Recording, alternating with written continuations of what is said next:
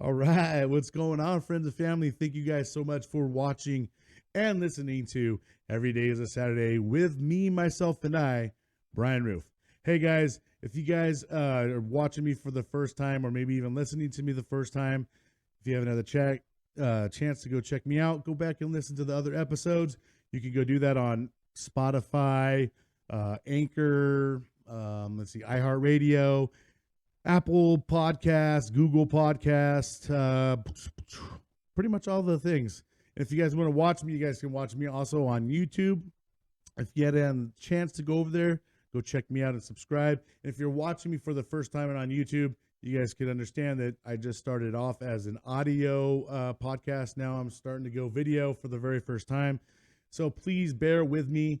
I'm also in the transitioning of moving. I'm moving actually this week as we speak. So the background and stuff like as you see right now is just temporary, and it will be different soon. I thank you guys so much for bearing with me. Trust me, I'm new to this whole world, and I'm just going to try to get better as we go. I've got myself equipment now, so that's a start. And so I just got to get better with how to edit the videos and how to download the videos and things like that. So I will learn in due time, and things, like I said, will get better. Appreciate you guys so much. And if you guys are tuning in for the first time, we always do a buddy check before we get into our episode. So stay tuned for the buddy check. All right, it's buddy check time. Let's go ahead and do a little checkup and see how everybody's doing.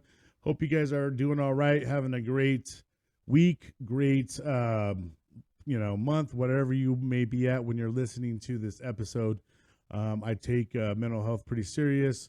I know everybody has their struggles, and sometimes it's not easy to talk about what you're struggling with, because it's just hard to talk to people. Sometimes you don't feel like you can trust them. I totally understand. But listen, you're not alone. There's definitely, places you can call or reach out to.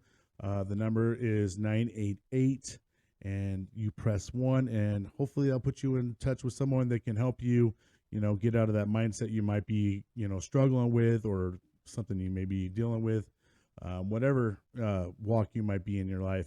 But hey, don't be afraid and ashamed to reach out and talk to someone, even if it's like your closest friends, and especially for you veterans out there. Don't be afraid to reach out to your buddies. Hey, I'm here too. Shoot me an email. If you need someone to talk to, you need an ear, whatever, just reach out. Don't be afraid. And like I said, if you are afraid and you want to keep it, discreet, and you don't really want to talk to someone, reach out to that number I gave you, 988, or you can text it. It's 838-255. Again, that's 838-255. Don't be afraid to reach out and text, if you have to. Let's go. All right, friends and fam, let's go ahead and get into this. This is episode 13, Life as a Marine after 9/11/2001. All right, guys. So where I left off, it was basically, we hit 9/11/2001. I gave you guys kind of a rundown of where I was at and what kind of happened to me that day. If you guys haven't had the chance, like I said, to go check it out, you guys can go check that out on Spotify, Anchor, iHeart, all those, platforms where they play the podcast on audio. If you guys are tuning in, like I said, for the first time and you want to start seeing me now, you guys can check me out on YouTube. And now I will be doing both audio and video. But anyways, let's go ahead and get into this. All right. So I was in Supply Battalion when 9/11 hit, and, life on the base as a Marine, it changed drastically from the, just coming in on the base to, even leaving. When we first happened, we kind of had to check in and check out with our NCOs and staff NCOs if we were leaving anywhere. They really wanted to keep a close, eye on us and stuff like that. It's kind of crazy because I didn't even deploy, until like 2 years after 2001. It was just a lot of, when the whole 9/11 thing happened, it was a lot of just prepping and preparing for, getting ready to go to war. We changed from being in a peaceful time Marines to now we're getting ready for combat. So things in the mission definitely changed and things were different. Like, playing football, I was playing on the football team. We no longer got to play on the football team anymore. They canked that. That kind of sucked. But they would resume that eventually. But what else? We still played a lot of games. Being in Supply Battalion, that was a very rough unit for my very first unit. It was quite a humbling experience, and I think every place that I would go to afterwards, I was pretty much appreciative of it. So I guess in some ways it might have been a good place to go, but it also did put a little bit of a bad taste in my mouth, because, man, the games that we would play, and if you guys listen to some of the interviews, I just had a Staff Sergeant on, Staff Sergeant Jay Manley. If you guys listen to his story, he will also contest that Supply Battalion storage was definitely a rough unit to be in, and everybody that was in it was trying to get out. So, and if you got stuck there, it was pretty rough because it was very top heavy. And when I say top heavy, that means the rank, everybody's rank and stuff like that was pretty high. There was a lot of master sergeants, a lot of gunnery sergeants, staff NCOs were very heavy in Supply Battalion, which, that always made things kind of rough. I ended up getting pretty fortunate myself and one of my best buds, Ojeda. We were Lance Corporals, and we were kind of getting in good with our staff NCO, Staff Sergeant Brown. He was a really good guy. He was pretty cool with us. I got hooked up and I got put on exercise with that actual Staff Sergeant Manley. I got to go on the Pearl Harbor. It was an amphibious landing, and we had to set up a rear area support type exercise. It was really cool getting to live on a boat for a little bit. It was like 2 weeks, but I definitely, it was quite the experience. I got a good couple of stories about being on the Pearl Harbor, which was based out of Coronado Bay in San Diego. Now, it's a huge ship. First time ever being on a ship. They had all the decks colored by different, colors by where you can go. Like the blue deck was for the Navy guys. The red deck was for the Marines only. And then there was like a green deck, which was a neutral area, which were like the cafeteria area, maybe even like the gym or something like that. But just a neutral area where everybody could go. But Marines were not allowed to go in the blue deck area whatsoever, not allowed. So we tried our best to stay out of there. Now, the ship was huge. Like I said, it was a huge ship. People lived on that ship in the berthing area. They called it the berthing areas and stuff like that. It was crazy. There was a time where we went on a little venture, me and a couple of my buddies. We would try to go out, smoke cigarettes or whatever we can go out on the outside and go smoke cigarettes. That was one way to get outside. Or sometimes we just like mess around and venture out and kind of go throughout the ship. Well, one time we're venturing around the ship and we find ourselves in the women's berthing area. And we turn around. I'm kind of in front of, I think, the two other buddies that I'm with. There might have been even one other guy. I think he might have been in front of me. And I can tell as soon as he rounded the corner and I rounded the corner and probably around the same time he did, but we just sit there and we're like, oh shit, man. I mean, you just like, you could tell like, oh my gosh, we're in the women's area. There's chicks and they're half naked. And just like looking at us, and we just take off running. We're running through this ship, and my buddy Navarro, man, that dude smacks his head on the lip, because on a ship, the little passageways or the doorways were like, they had a lip on the bottom and a lip on the top of them. So you kind of had to like duck through them to get through them. And my gosh, dude smacks his head. He comes up on top of it, boom, hits his head on the damn lip, and starts bleeding, and he's just dripping, and it's coming down his face. I'm like, oh my gosh, bro, now we got to go take him to the infirmary, which now we got a story and explanation. But I mean, in some sense, it wasn't like that hard. Like, hey, he just bumped his head being an idiot walking through the ship. But yeah, so anyways, he ended up having to go to the infirmary, and he got himself several stitches right on the top of his head. Dude was not feeling good for a while, and he was already struggling on the ship. He didn't have very good sea legs. I mean, he was sick most of the time I could remember. And I mean, I got kind of sick too, because the very first time that we're on the ship, and they dock off, and everybody's like, yeah, that's cool. Well, once they kind of get to a level of you can't see anything anymore, my gosh, I got sick as shit. Well, I started feeling sick as shit. We all go down to the bottom of the ship, and they get us in a formation, and oh my gosh, you could just start seeing dudes. They're just sitting there getting sick, and I'm like, oh my gosh.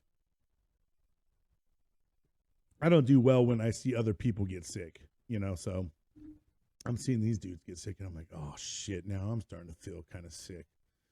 So I'm watching guys just puking over the side and on just the deck, and I'm like, I'm trying not to lose it myself. Well, lucky for me, I didn't get super sick. I hate throwing up, so I will do everything in my damn best to not throw up. So I didn't throw up. I went to the docks, and I was living on Dramamine. I mean, Dramamine was my best friend. It was like, hey man, doc, I need Dramamine. And it was like, I would go there every, whatever the thing was, like, I think it was like every 6 hours or something. It's like, man, dude, I really need these things. And I lived on them damn things until I think I got off that ship, but being on a ship is rough, especially even at night. Like, you're sleeping kind of in a coffin type situation. And I'm sure some of you Navy guys think I'm a wuss, but hey, it's not for everybody. And I don't think our accommodations as Marines are quite as accommodating as it probably was for you Navy guys. Just throwing that out there. But we had to like sit there and hook ourselves into these coffin type beds. I couldn't imagine my big ass now trying to sleep in one of these little ass coffin beds. But I would, be in this damn thing, and at nighttime we're sitting there rocking, and if you did not secure things at night, like your chair, your table, and things of that nature, man, it would just be sitting there rocking about, like, just, and someone like, oh man, get up, man, go fucking secure the table and chairs, and you have to sit there and get up. And some guys just wouldn't do it because, I mean, I ain't gonna lie, that thing would be almost going side to side, and you would just be like, but it was only kind of at night that we really kind of hit those rough seas. It was quite interesting being on a huge ship, a lot of fun. I don't think it was for me. 2 weeks was quite long enough. I don't even think we were on the ship 2 weeks, to be honest with you. I think we were on the ship maybe a week to 10 days, something like that. I'm not sure. Then what we did is we got on these things called LCACs. We did an amphibious landing, and then we set up like a whole rear area support thing. We did fighting holes, and at night times we would do convoys and stuff like that. I remember doing a convoy, actually, I want to say it was my 20th birthday. Yeah, I was my 20th birthday, and we were doing watch. And I mean, these exercises that we're doing watch, we're like literally watching just the field. You know what I mean? It's kind of boring, but it's necessary, I guess. But anyhow, on my birthday, I spent most of my birthdays, I would say, doing something. I did spend, like, I think my 19th birthday in boot camp. 20th birthday was on that Colonel Blitz. 21st birthday was, I think, the only birthday that I got fortunate enough and didn't celebrate it in the Marine, like doing something drastic. My 22nd birthday, I was deployed over to Kuwait in the Middle East. So yeah, you don't really get a birthday in the military, so don't go in there thinking, oh, my birthday's on this day, and I'm no. If they wanted you to have a birthday, they would have issued you one. Nah, I'm just kidding. It's not that crazy, but it is kind of crazy. What else? I don't know. The ship life, like I said, not for me. That's the only time in my Marine career that I ever went on a ship. When I went over to the Middle East, I flew on a commercial airline because I was an early party. A lot of the guys that went over there flew over in a C-130. And if you have experience talking to anybody that's ever been in a C-130, it's not quite pleasant. But anyhow, let's get on to the next thing. All right. So earlier I had mentioned that I made good friends kind of with a staff NCO in Supply Battalion. He literally was probably the best staff NCO I have ever met in my career as a Marine. He was a really good guy. A lot of staff NCOs, they're not willing to kind of be friends with the lower ranking guys. This guy, he was kind of cool with me and my buddy Ojeda. He would let us come over to his house, shoot some pool. He had keg over there, let us drink out of his keg. Really cool guy.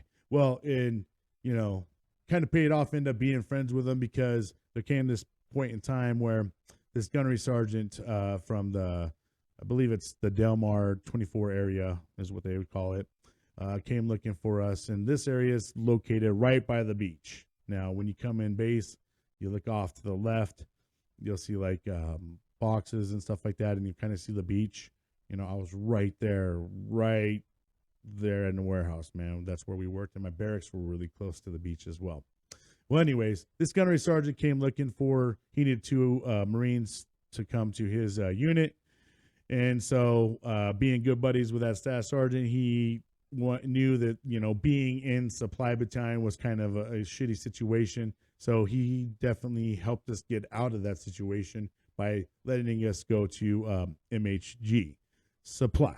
Now, there's, in each unit, you're going to have your pros and your cons. So, I mean, in some ways, it was better going to that unit, but in other, there was like like I said, you give, you take, whatever. I was glad to honestly get out Supply Battalion. The barracks life over in the MHG area, what a different world it was, like in terms of their field days and the way they lived. There were in older barracks as well. At Supply Battalion, they had the new barracks, so they were super fucking crazy about, keeping those things spick and span, and like they would stay brand new forever. But at MHG, they didn't care so much about that stuff, but what they did care about is going on humps with the 70-pound packs, and they like to do that about every 3rd week and go through these crazy-ass mountains and shit like that. But, I mean, honestly, it wasn't that bad. I mean, it was just killer. And if you fucking fell out of any of those type of things, they had like a whole remedial type of program where you, instead of going to lunch, you would go work out like with a staff NCO or something like that. And the fucking staff NCO obviously is not going to be exactly thrilled that you're there. So it always behoove you to never fucking fall out of any of these humps, no matter how hard and shit it was. So, in the Marine Corps, it wasn't very out of the ordinary where dudes would be completely fucking hungover or even still probably drunk from the night prior and still go on these humps, and you could just see the fucking sweat and the smells and the aromas coming off these dudes, and some of these fuckers are just throwing up. You guys remember those days. I know, and especially even on the PT days. Same thing, man. It wouldn't have fucking ever, fell where some dude's over there yakking on the side because he overdid it the night before. But anyways, MHG was a lot better of a unit. It was kind of a different pill than what I was kind of used to. It was dealing with bigger equipment over at MHG. Supply Battalion. I dealt with small parts like nuts, bolts, things like that. And gosh damn, those wall-to-walls were horrendous to do over there. And at MHG, it was dealing with like GP tents, um, just bigger bulk items, and it was more stuff that's for the actual grunts. So with Supply Battalion, they weren't necessarily considered a grunt unit. MHG, we ended up being tied to a grunt unit. So our main support was supporting the frontline Marines. So we had all the equipment, like even when it came to uniforms and stuff like that, extra boots, all those type of things, tents, the need for the frontline fighters. That's what MHG supply was for. Now, when I first get there, I'm new. Me and Ojeda are new. There's not a lot of guys in this unit. I was used to a way bigger unit. Supply Battalion was huge. At MHG, they were a lot smaller. Wasn't as many Marines there. So it made that kind of a different thing that I was used to. But a lot of my job when I first got there was painting boxes. I mean, these big ass boxes that would eventually be what we would end up loading up in some big ass 20-foot containers to ship these off for when we hit the whole Operation Iraqi Freedom in 2003.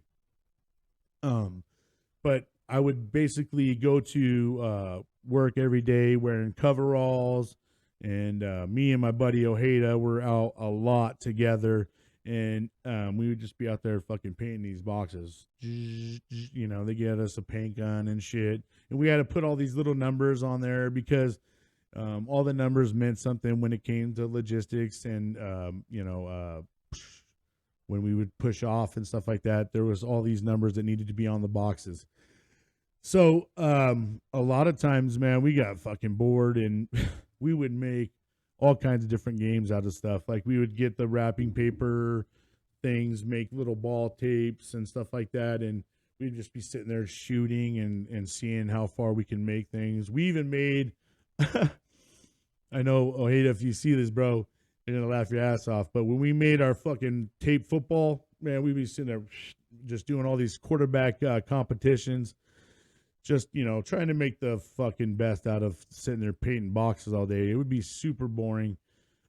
We had other guys that would be doing other things, and so once in a while we'd get them involved. And there would be even times where we'd do home run competitions where we would take like a broken stick from one of the GP tents and with a tape ball and just be sitting there cracking that thing and stuff like that. Whoops.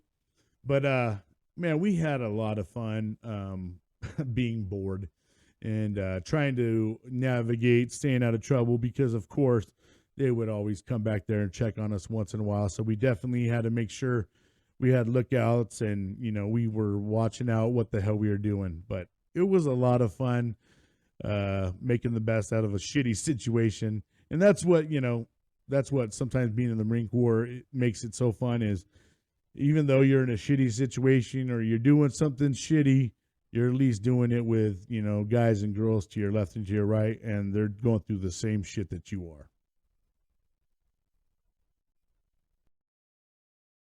So when I'm over at MEF Headquarters Group, which is also MHG, it's around the 2002 time frame. I spent about 2 years over at Supply Battalion, and I did about 2 years over with MHG Supply.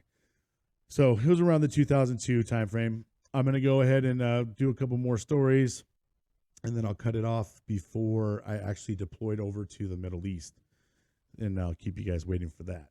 But anyhow, I got to when I got to MHG, I ended up getting to play football again. I got approached by a coach from a different unit. He invited me to come out and play. Since MHG didn't have a team, I was able to go play with them, and I was super ecstatic. I was like, hell yeah, man, back to playing football again. I absolutely loved playing football in the Marine Corps because I kind of got to get a break away from the normalcy of, going to do PT every day with the unit and fucking low, left, right, or left, singing cadence while you're, doing all that.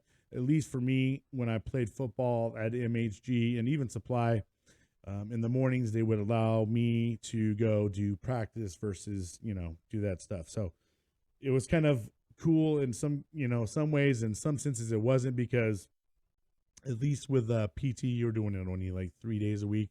With football, it was 5 days a week, and then there was games and stuff like that. So, but I got to say that was probably my funnest part about being in the Marine Corps, is getting to be on the football team. I had so much fun, met some really cool guys, some great ball players, and there's even guys that even went to the NFL from, being in the Marine Corps, believe it or not. But it was a lot of fun up until, again, here we go, 2003 hits, and now it gets serious again. And it wasn't around, it was probably, I would say, the late 2002 when shit just ceased to happen again. We started getting more serious because Iraq started popping off, and with all his bullshit, I'm saying whatever. So now it's time for us to, once again, we stop doing all the extra activities. Things start getting into hey, we got to fucking deploy. And this time it's way more serious, because now we're getting guys that are starting to get orders. In, the late 2002, they needed advanced parties to go over to Kuwait and stuff like that, to go set up these camps for everybody else when they came over. So they were starting, I want to say around October, maybe even a little bit earlier than that. They started sending some of the Marines over there, and it was like, oh shit, this shit's for real. And especially because it was guys from my unit that were getting called to go over there and do, be an early party. And I'm like, oh shit, that's crazy. And then lo and behold, I would end up getting orders, I would say late December, maybe early January, for me to go ahead and deploy around January 15th, 2003. So anyways, I'm going to go ahead and stop it right here.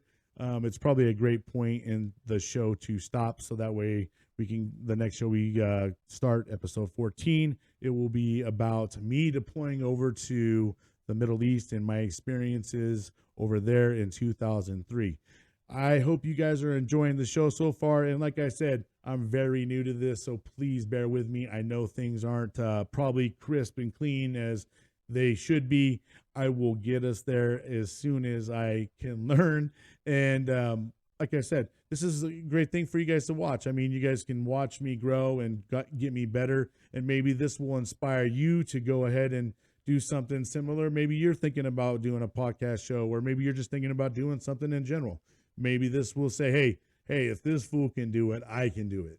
And that's the mentality. Hey, if they can do it, I can do it. But anyways, guys, thank you guys so much for listening to Every Day is a Saturday with me, myself, and I, Brian Roof. Guys, there's going to be a lot of great things coming. I hope you guys stick with me and enjoy it all. Thank you guys once again so much. Roof out.